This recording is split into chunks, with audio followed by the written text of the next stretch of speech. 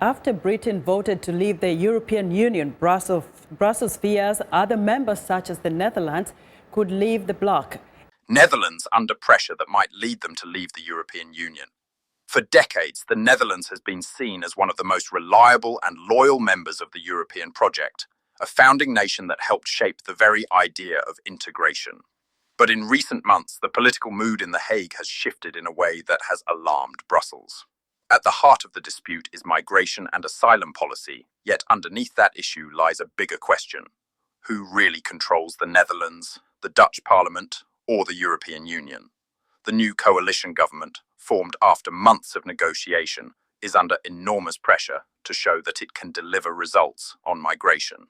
The rise of Geert Wilders and his Party for Freedom was built on promises of stricter asylum rules, tougher border controls, and the ability to make Dutch law stand above European directives. Wilders' influence is already visible. The government has asked Brussels for the extraordinary right to opt out of key parts of the EU's new asylum pact, a demand that experts warn has almost no chance of success. Still, by making the demand publicly, the Dutch government has forced the issue into the spotlight. For ordinary citizens, the debate is not abstract. Many Dutch people complain of long waiting lists for housing, rising costs of living, and public services under pressure. Migration is often pointed to as the culprit, and politicians amplify this frustration. They argue that the Netherlands, a relatively small country in terms of land and population, cannot keep absorbing more people under rules made in Brussels. This sense of being overwhelmed, of being forced into policies they did not choose, fuels the idea that the EU is no longer working in the Dutch interest. Opponents of this view insist that the EU brings enormous benefits. They point to trade, travel, and jobs. The Dutch economy depends heavily on the single market. Rotterdam's port is the beating heart of European trade, and Amsterdam's finance sector is tightly integrated into EU structures. But those arguments, while compelling on paper, are harder to sell emotionally than the stories of struggling families or overcrowded neighborhoods. In politics, emotion often wins over statistics. The debate has widened beyond migration. Farmers have staged massive protests in recent years over EU climate policies, especially nitrogen reduction rules that they say threaten their way of life. Tractors blocking highways became a symbol of resistance, and once again the target of anger was not just The Hague, but Brussels. Farmers argue that Dutch policies are being dictated by European bureaucrats who do not understand their realities. These protests tapped into a broader feeling of resentment, that the Netherlands has surrendered too much control to Europe. Polls suggest that most Dutch citizens still want to remain in the EU. Support for outright withdrawal remains below 20%. But the numbers tell only part of the story. A large portion of the population says they are unhappy with how the EU operates, even if they are not ready to leave. This creates fertile ground for politicians to push harder against Brussels. Each confrontation, each demand for special treatment, each rejection by the EU fuels the narrative that staying inside the Union means losing sovereignty. And the more that narrative takes hold, the closer the idea of an exit moves from the fringe into the mainstream. Inside Parliament, the discussion has grown sharper. Ministers insist they are not preparing to leave the EU, yet their language is increasingly confrontational. They speak of sovereignty, of the right to control their own borders, of the need to put Dutch interests first. These words resonate with voters who feel the EU is too distant, too rigid, and too unaccountable. Even parties that once stood firmly in the pro-European camp are now more cautious in their rhetoric, careful not to appear tone-deaf to public frustration. This shift in tone may be subtle, but it is significant. It shows that the centre of gravity is moving. The EU is paying close attention. Brussels knows that if the Netherlands pushes too far, it could set off a chain reaction across the continent. Other governments facing similar pressures might follow the Dutch example, demanding their own opt-outs or even threatening withdrawal. The EU has already been weakened by Britain's departure. A second major exit, this time by a founding member at the heart of the Union, would be far more devastating. For that reason, European leaders are caught between a rock and a hard place. If they give in to Dutch demands, they risk unraveling the rules that hold the Union together. If they refuse, they risk fueling resentment that could make leaving a real possibility.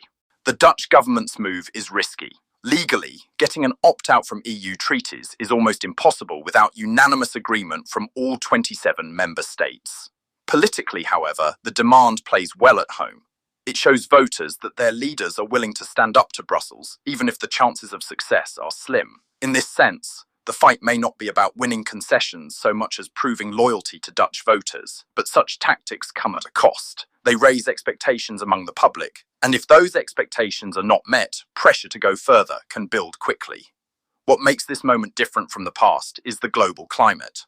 Across Europe, nationalist and populist movements are gaining strength. In Hungary, Poland, Italy, and France, leaders and opposition figures alike are questioning the extent of EU power. Against that backdrop, the Netherlands looks less like an outlier and more like part of a wider trend. The more governments challenge Brussels, the weaker the union appears, and the more possible exits begin to sound. For now, the Dutch government walks a fine line. It insists it wants to remain in the EU, but it continues to press demands that Brussels cannot easily meet. Each rejection, each clash, each public quarrel increases the sense of distance between the Netherlands and the Union. Whether by design or by accident, the Netherlands is drifting into a position where leaving becomes part of the political conversation. It may not yet be policy, but it is no longer unthinkable.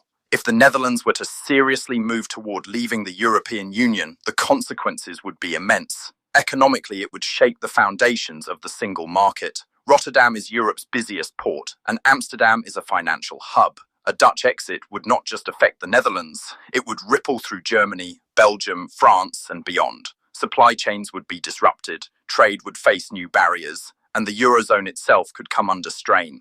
The Netherlands is a wealthy country at the heart of Europe. If it questions its place in the Union, other nations may be tempted to do the same. Brussels understands this, which is why it will fight to keep the Netherlands inside. But the political mood in The Hague cannot be ignored. The government's strategy of pushing for opt-outs, of speaking more openly about sovereignty, is a sign that the Dutch leadership is preparing for harder confrontations in the future. If compromises cannot be found, then even without a referendum, even without official withdrawal, the Netherlands could drift into a semi-detached relationship with the EU. Still a member on paper, but operating on the edge of the rules. Public opinion will decide how far this goes. At the moment, most Dutch citizens still see value in EU membership, but if frustration grows, if more people feel that Brussels dictates too much and listens too little, the ground could shift quickly. The Brexit referendum showed how fast the mood of a nation can change once the idea of leaving becomes mainstream. What once seemed unthinkable can suddenly become inevitable. The EU is fragile because it depends not just on treaties, but on trust. The Netherlands has been a loyal member since the beginning, but loyalty has limits. Migration, farming rules, climate policies, financial contributions. These are not just technical debates. They are issues that touch daily life. And if people feel Brussels is not working for them, pressure builds. Pressure that may one day push the Netherlands to take the same step Britain did. For now, there is no official plan for a Dutch exit. But the fact that the conversation is happening at all is significant. Each clash with Brussels makes the idea of Nexit sound less like fantasy and more like a possible path. Whether it happens will depend on politics, on economics, and above all, on the people of the Netherlands. The question is no longer whether leaving is possible. The question is how much more pressure the Dutch government and its citizens are willing to take before they decide the European Union is no longer worth it.